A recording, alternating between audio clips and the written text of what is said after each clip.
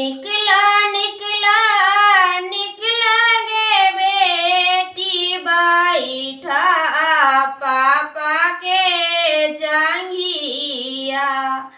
निकला निकला निकला गे बेटी बैठा चाचा के जंघिया।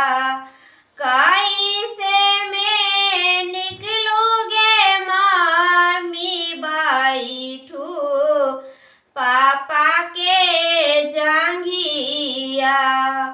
कैसे मैं निकलूँगे चाची बैठू चाचा के जंघिया।